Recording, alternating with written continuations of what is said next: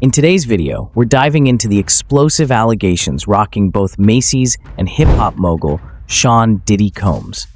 A new lawsuit claims Macy's covered up a shocking 2008 sexual assault at their iconic Herald Square store involving Combs, a case that's just one of several federal lawsuits accusing him of sexual misconduct, some going back decades.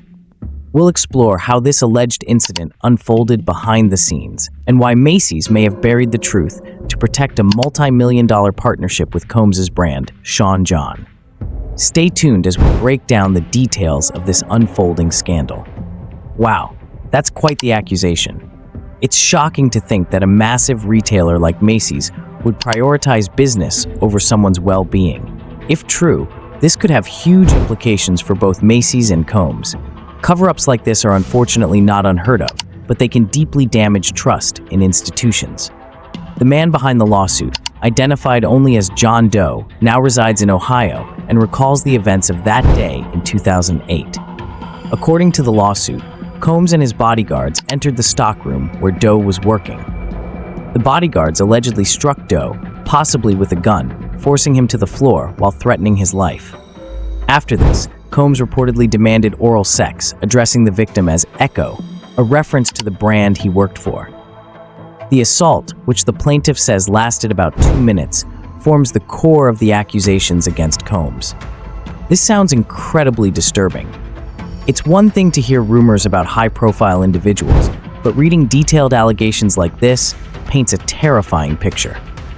If this is true, it speaks to a significant abuse of power by Combs, and it's sad that people in these situations often feel so powerless to fight back. The lawsuit further alleges that after the attack, Combs casually left the stockroom and proceeded to grab several items of Sean John clothing, which he then distributed to customers as though nothing unusual had just happened. The plaintiff claims he immediately reported the incident to Macy's security, but no proper investigation or follow-up was carried out.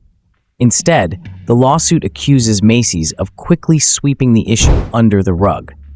Just 3 weeks later, Terry Lundgren, the CEO of Macy's at the time, reportedly pressured Echo executives to fire the plaintiff in order to protect Macy's valuable business relationship with Sean John. The plaintiff was subsequently fired, evicted from his company-provided apartment, and believes that the assault report was erased from Macy's records. That's outrageous. The idea that someone would lose their job and home after reporting such a traumatic experience is heartbreaking. It really highlights how deep corporate interests can run. It's almost hard to believe that something like this could happen at such a public and high-profile company like Macy's.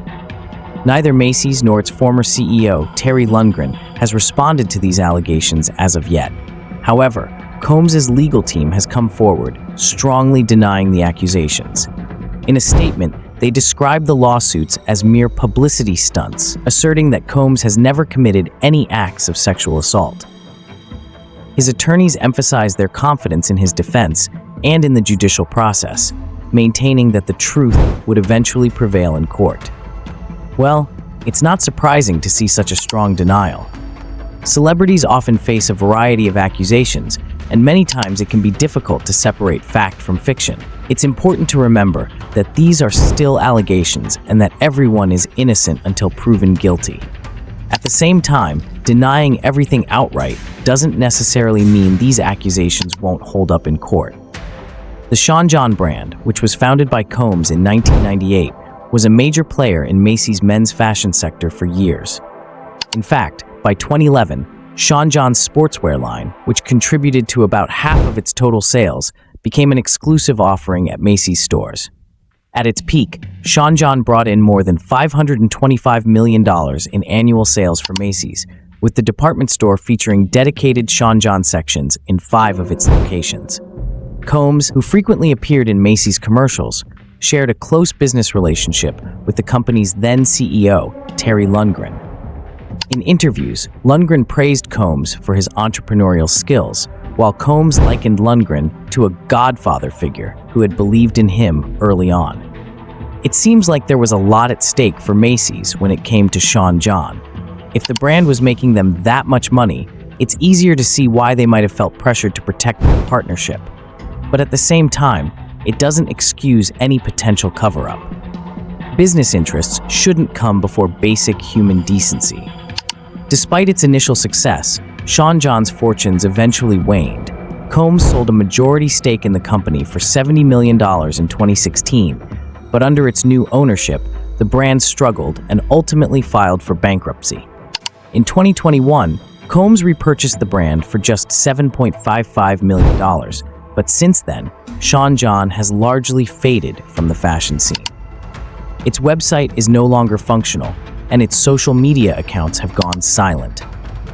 While Sean John products continued to be sold at Macy's until late 2023, the retailer has yet to confirm whether the growing number of sexual assault accusations against Combs played a role in the brand's removal from its shelves.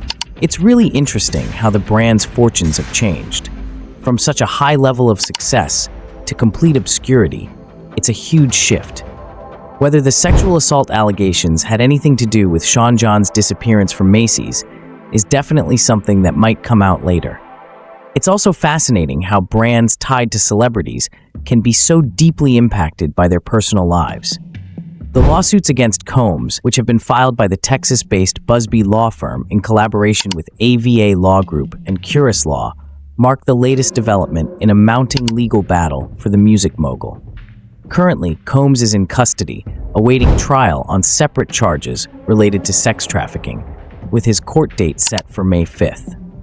These allegations, coupled with the ongoing lawsuits, cast a long shadow over both Combs' personal reputation and the institutions, like Macy's, that were once intertwined with his career success. It sounds like this is just the tip of the iceberg. With all these lawsuits coming out and a sex trafficking trial on the horizon, it's hard to imagine how Combs' public image could recover. It's also worth noting how institutions like Macy's might struggle to distance themselves from this kind of controversy, especially if it turns out they played a role in covering anything up.